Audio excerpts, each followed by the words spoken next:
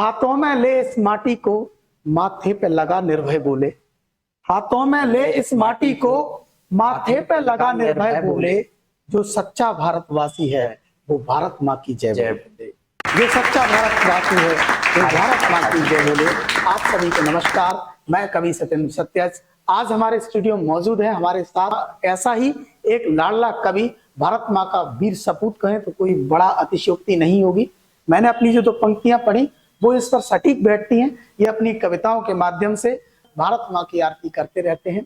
ऐसे ही लाडले कवि दीपेंद्र सिंह का स्वागत है, अभिनंदन है। मैं चाहता हूं कि आज अपनी ओजस्वी वाणी से, शानदार कविताओं से आप माहौल बनाएं। आपका पुनः स्वागत। सर्वप्रथम तो मैं आदरणीय बड़े भाई सत्येंद्र सत्याज जी का बहुत बहुत धन्यवाद देता हूं कि आपने मुझे इस मंच पर बुलाया। बिल्कुल नहीं, आपका हक है भाई। मैं शारदे माँ को प्रणाम करते हुए अब पंक्तियां रखता हूं जो मेरे आराध्य है भगवान श्री संकट मोचन हनुमान जी महाराज। समुद्र किनारे हैं, राम जी की सेना है, समुद्र को लांघना है, 100 योजन की दूरी तो कौन लांगे। जामवंत जी कैसे उनकी शक्ति को याद दिलाते हैं। एक छोटा सा प्रयास किया है, इतने बड़े नहीं है कि लिख पाए। नहीं यार, अच्छा कर रहे हो। देकर राम दुहाई जामवंत ने बात यही समझाई। देकर राम दुहाई जामवंत ने बात यही समझाई। सागर पार करो उड़ जाओ जहां बैठी सीता माई। हे पवन पुत्र बजरंगी तुमसा कोई बलवान नहीं है। संपूर्ण जगत में तुमरे बल से कोई अनजान नहीं है। हे वायु पुत्र बुद्धि विवेक विज्ञान की खान तुम्ही हो। कपि श्रेष्ठ राम भक्त कपियों का अभिमान तुम्ही हो। नहीं कार्य कोई दुर्गम तुमरे लिए सुनो वीर हनुमंता। राम काज हेतु ही तो अवतार लिया तुमने गुणवंता। सुनत वचन जामवंत के पर्वत आकार किए तन डोले। वर्ण तन तेज लिए बार बार सिंहनाद कर बोले।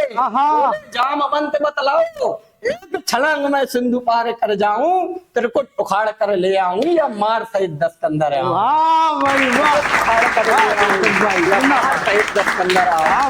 लड़के। शानदार।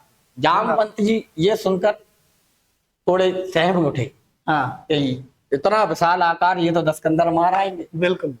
तो जामवंत जी उनसे प्रार्थना करते हैं, सहज प्रार्थना जी। हे पर्वताकार समान सुमेरु धीरज मन में धरना है।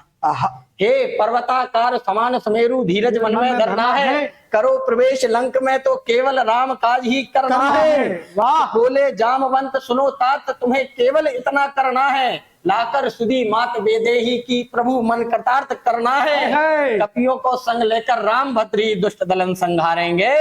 सुनो पापी 10 कंधर को तो केवल त्रिलोचन ही मारेंगे। केवल त्रिलोचन ही। अद्भुत, बहुत बहुत। आपके और हमारे राम कौन है? बिल्कुल स्वागत। जो राम कमल नैनो वाले हैं वही धनु बाण के धारक हैं। क्या कहने। जो राम कमल नैनो वाले हैं वही धनु बाण के धारक हैं। जो मात अहिल्या तारे वही राम दुष्ट दलन संहारक हैं। क्या बात है। जो राम कमल नैनो वाले हैं वही धनु बाण के धारक हैं। जो मात अहिल्या तारे वही राम दुष्ट दलन संहारक है। प्रेम का भाव जगे मन में तो राम की सुंदर छवि दिखाई देती है। 10 कंधर ललकारे तब राम क्रोध की अग्नि प्रकट दिखाई देती है। वाह भाई वाह वाह। 10 कंधर ललकारे तब राम क्रोध की अग्नि प्रकट दिखाई देती है। बहुत अच्छा। अभी भी वर्तमान में लोग गीता का अनुसरण करना भूल गए। बिल्कुल। अधिकतर लोग कहीं दुष्कृत्य हो रहे हैं, कहीं कुछ हो रहा है, आपस में भाई भाई लड़ रहे हैं।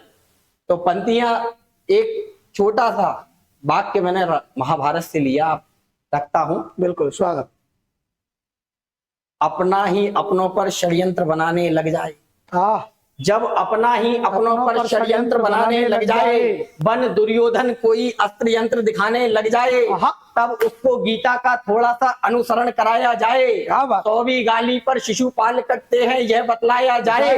भाई से भाई भिड़े तो महाभारत ही निश्चित होती है। कुलवंश विध्वंस विनाशक होता है, कुलवंश की हानि घातक होती है। वही की रक्षा करने हेतु बैकुंठपति बैकुंठ छोड़ आते हैं। पार्थ के रथ के बल सारथी माधव स्वयं धरा पर आते हैं। अहंकार में जो ठुकराते हैं माधव के संधि प्रस्तावों को, प्राण गंवाने पड़ते हैं लाक्षागृह में आग लगाने। वाह भाई। प्राण गंवाने पड़ते हैं लाक्षागृह में आग लगाने वाले।